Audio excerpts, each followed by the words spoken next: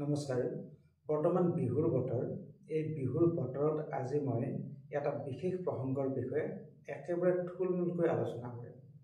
সেইটো হৈছে বিহুৰ সময়ত কিছুমান কমিটিয়ে, প্ৰায়বোৰ কমিটিয়ে কিছুমান আলোচনী প্ৰকাশ কৰে, অৰ্থাৎ স্মৃতিগ্ৰন্থ। এই স্মৃতিগ্ৰন্থবোৰৰ মান কেনেকুৱা, অৰ্থাৎ তাৰ লেখাবোৰৰ মান কেনেধৰণৰ আৰু ইয়াৰ লেখকসকলক মাননি দিয়া হয় নে নহয়, যদি দিয়া নহয় কিয় নহয়, এনেধৰণৰ কিছু কথা আজি আলোচনা কৰিম। এই সম্পৰ্কত নিশ্চয় আপোনাৰো কিছু ক'বলগীয়া আছে। যদি কিবা ক'ব খোজে তেনেহ'লে আমাৰ এই ভিডিঅ'ৰ কমেণ্ট বক্সত কমেণ্ট কৰিবলৈ নাপাহৰিব। গতিকে আহক আমি ভিডিঅ'টোৰ মাজলৈ আগবাঢ়ি যাওঁ।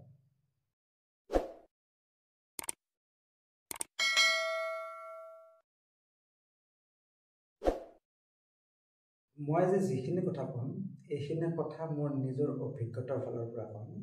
কাৰণ বিহুৰ যিবোৰ আলোচনী বিহু কমিটিৰ, সেই আলোচনীৰ সম্পাদনা কক্ষৰ লগত জড়িত হোৱাৰ অভিজ্ঞতা মোৰ হৈছিল। গতিকে সেই অভিজ্ঞতাৰ ফালৰ পৰা আজি মই অলপ কথা ক'ম। এই কথাখিনি যথেষ্ট গুৰুত্বপূৰ্ণ বুলি মই ভাবোঁ আৰু আপোনালোকক নিশ্চয় ইয়াত এটা গুৰুত্বপূৰ্ণ দিশ দেখা পাব। আমি দুটা কথা আলোচনা কৰিম আলোচনীখন সম্পৰ্কত। প্ৰথম কথা হ'ল কি, ইয়াৰ মাননি। যিবোৰ বিহু মেগাজিন আছে, অৰ্থাৎ এইবোৰ মই ব্যৱসায়িক ভিত্তিত প্ৰকাশিত মেগাজিনবোৰ বা আলোচনীবোৰৰ কথা ক'ব খোজা নাই। মই ক'ব খুজিছোঁ বিহু কমিটিবোৰে যিবোৰ স্মৃতিগ্ৰন্থ প্ৰকাশ পায় সেই স্মৃতিগ্ৰন্থবোৰৰ কথা। সেই স্মৃতিগ্ৰন্থত যিবোৰ লেখা প্ৰকাশ পায় সেই লেখাৰ লেখকসকলক সাধাৰণতে মাননি দিয়া নহয়। কিয় দিয়া নহয়? পইচাৰ অভাৱ নে সদিচ্ছাৰ অভাৱ নে কিবা এটা নিয়মত পৰিণত হৈছে? সাধাৰণতে এনেধৰণৰ আলোচনীবোৰৰ লেখকসকলক মাননি দিয়া নহয়। কিন্তু ই কিমান যুক্তিসংগত? আমি দেখা পাওঁ বিহু কমিটিবোৰে বিভিন্ন ধৰণৰ চান্দা উঠায় আৰু সেই চান্দাৰ মাধ্যমেৰে তেওঁলোকে বিহুখন পাতে আৰু সেই বিহুখনত বিভিন্ন শিল্পীক আমন্ত্ৰণ জনায়। সেই শিল্পীসকলক লাখ লাখ টকা দি অনুষ্ঠান পৰিৱেশন কৰোৱায়।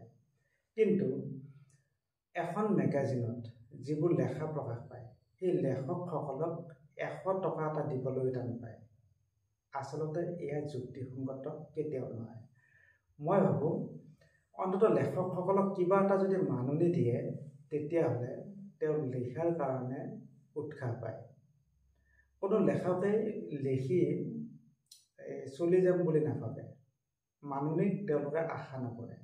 তথাপি কিবা এটা যদি মাননি দিয়া হয় তেতিয়াহ'লে তেওঁলোকে পৰৱৰ্তী সময়ত আৰু লিখিবলৈ ইচ্ছা কৰে আৰু তেওঁলোকে অনুপ্ৰেৰণা লাভ কৰে। গতিকে মাননি দিব নোৱাৰাৰ কোনো যুক্তি নাই। কাৰণ বিহু কমিটিবোৰে যথেষ্ট টকা কালেকশ্যন কৰে আৰু কিছুমান কমিটিক চৰকাৰেও সাহায্য প্ৰদান কৰি অহা আমি দেখিছোঁ। গতিকে লেখক এগৰাকীয়েতো হাজাৰ হাজাৰ টকা নিবিচাৰে। তেওঁক 100 বা 200 টকা এটাও যদি দিয়া হয় সন্মান জনাই, তেতিয়াহ'লে তেওঁ যথেষ্ট উপকৃত হয় আৰু লিখি যাবলৈ প্ৰেৰণা পায়। গতিকে মই ভাবোঁ বিহু কমিটিবোৰে লেখকসকলক অন্ততঃ কিবা এটা যদি মাননিৰ ব্যৱস্থা কৰে তেতিয়াহ'লে এটা ভাল কাম হয়। আৰু দ্বিতীয়তে আৰু এটা কথা, এই মেগাজিনবোৰত যিবোৰ লেখা প্ৰকাশ পায় এই লেখাবোৰৰ মান কেনেধৰণৰ? আমি সকলোকে ক'ব খোজা নাই, কিন্তু বহু ক্ষেত্ৰত দেখা পাওঁ যথেষ্ট নিম্ন মানৰ লেখা এই স্মৃতিগ্ৰন্থবোৰত প্ৰকাশ পায়। তাৰ কাৰণটো কি? মই ভাবোঁ তাৰ মুখ্য কাৰণ কেইবাটাও আছে। তাৰ ভিতৰত বিশেষভাৱে এটা কথা উল্লেখ কৰিব লাগিব। সেই কমিটিবোৰত যিবোৰ সম্পাদক, সভাপতি বা কৰ্মকৰ্তা থাকে তেওঁলোকৰ অঙহী বঙহীয়েও লিখিবলৈ আৰম্ভ কৰে, চেষ্টা কৰে, অথচ তেওঁলোক লেখক নহয়। ধৰা হ'ল এখন বিহু কমিটিৰ সভাপতিৰ জীয়েকে নতুবা পুতেকে কিবা এটা লিখিছে, কবিতা এটা লিখিছে, ধৰক নামত কবিতা হৈছে কিন্তু একো হোৱা নাই, আৰু সেই লেখাটো আলোচনীত যদি প্ৰকাশ কৰা নহয় তেতিয়াহ'লে সভাপতি বা সম্পাদকজনৰ ৰোষত পৰে আন সদস্যবোৰ। আৰু বিশেষকৈ সম্পাদনা সমিতিটো। গতিকে সভাপতি আৰু সম্পাদকৰ পুতেক জীয়েক অঙহী বঙহীৰ খাতিৰত বিভিন্ন ধৰণৰ নিম্নমানৰ লেখা প্ৰকাশ পায়। অপ্ৰিয় সত্য, কিন্তু ভালকৈ লক্ষ্য কৰিলে দেখা পাব ইও এটা মুখ্য কাৰণ নিম্নমানৰ লেখা প্ৰকাশ হয়। আৰু আন এটা কাৰণ হ'ল কি, যিগৰাকী সম্পাদকক দায়িত্ব দিয়া হয় স্মৃতিগ্ৰন্থৰ, সেই সম্পাদকগৰাকী কিমান দূৰ সম্পাদনাৰ ক্ষেত্ৰত অভিজ্ঞ সেয়া লক্ষ্য কৰিবলগীয়া। কাৰণ স্থানীয় কোনো ব্যক্তিকে এনেধৰণৰ সম্পাদনা সমিতিত সম্পাদক হিচাপে ৰখা হয়। কাৰণ বাহিৰৰ পৰা ৰাখিলে সেই স্থানীয় কমিটিটোৱে নিশ্চয় আপত্তি কৰিব।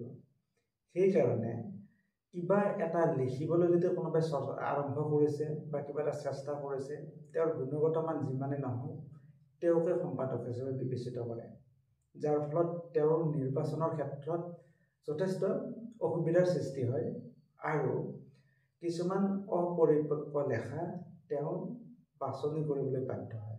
এয়া তেওঁৰ অজ্ঞতা। গতিকে আমি দেখা পাওঁ বিহু কমিটিৰ মেগাজিনবোৰ সাধাৰণতে স্থানীয় ব্যক্তিৰ জৰিয়তেই সম্পাদনা কৰে, লেখকসকলো স্থানীয়ই হয়। গতিকে তাত গুণগত মানৰ কথা লক্ষ্য কৰা সাধাৰণতে নাযায়। তেওঁলোকে লক্ষ্য কৰে এই যে মই ক'লোঁ যে সম্পাদক সভাপতিৰ অঙহী বঙহী, তেওঁলোকে প্ৰাধান্য দিয়ে, যাৰ ফলত এনেধৰণৰ কথা আমি লক্ষ্য কৰোঁ। আৰু আন এটা কথা, কিছুমান এনেকুৱা মানুহ আছে যিয়ে এটা মোটা বৰঙণি আগবঢ়ায়, যাৰ ফলত তেওঁ মঞ্চত সম্বৰ্ধনা জনাব লগা হয়, যাৰ ফলত তেওঁ যদি কিবা এটা লিখে, সেই লিখাটো স্মৃতিগ্ৰন্থখনত উঠাবলৈ বাধ্য হোৱা যায়। এইটো এটা কাৰণ। অৰ্থাৎ তেওঁ যিহেতু বৰঙণি এটা আগবঢ়াইছে, গতিকে তেওঁৰ লেখাটো বাছনি কৰিবই লাগিব। এনেধৰণৰ এটা নিয়ম ইতিমধ্যে চলি আহিছে। গতিকে এনেধৰণে যদি আমি লক্ষ্য কৰোঁ, বহু কাৰক আছে স্মৃতিগ্ৰন্থবোৰৰ লেখাবোৰ দুৰ্বল হয়। গতিকে এইবোৰ আচলতে নিয়ম আমি ভংগ কৰিব লাগে। গুণগত দিশৰ ফালৰ পৰা কিছুমান জনা বুজা মানুহক ঠাই দিব লাগে সম্পাদনা সমিতিত। তেওঁ স্থানীয় নহওকে যেনিবা কিছু দূৰৰ হ'লেও তেওঁক স্থান দিয়া হয়, যাতে মেগাজিনখন ভাল হয়। আৰু বহু কাৰণ আছে, এই কাৰণবোৰ আৰু উল্লেখ কৰিব মই নোখোজোঁ, আপোনালোকে নিজে বুজি পাব। মুখ্যতঃ এই দুটাই কাৰণ, অঙহী বঙহীৰ লেখা আৰু বৰঙণিৰ দাতাৰ লেখা। এই দুটা বস্তুৱেই মেগাজিনৰ লেখাবোৰ দুৰ্বল কৰে। গতিকে মই বিশেষ বহলাই আৰু ক'ব নোখোজোঁ। মূলতঃ এই দুটা কথাই আমি প্ৰসংগক্ৰমে আনিছোঁ। প্ৰথম কথা, মাননি কিয় নিদিয়ে? মাননি আচলতে দিব লাগে, কাৰণ যথেষ্ট টকা তেওঁলোকে আহৰণ কৰে চান্দাৰ জৰিয়তে। গতিকে মাননি দিব নোৱাৰে কোনো যুক্তি নাই, কাৰণ সময়ৰ কথা আছে। লেখা এটা লিখিবলৈ যাওঁতে যথেষ্ট সময়ৰ প্ৰয়োজন।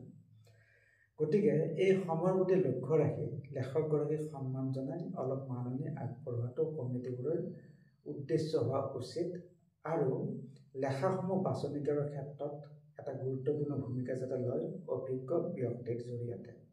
এইখিনি বিহু কমিটিবোৰলৈ মোৰ বিনম্ৰ অনুৰোধ। বিহুৰ বতৰত এই কথাখিনি মনলৈ আহিল আৰু সামাজিক মাধ্যমতো চৰ্চা হৈ আহিছে, সেইকাৰণে এই প্ৰসংগটো উল্লেখ কৰিলোঁ। যদি কিবা ক'বলগীয়া আছে আপোনাৰো, তেনেহ'লে আমাৰ এই ভিডিঅ'ৰ কমেণ্ট বক্সত ক'ব পাৰে।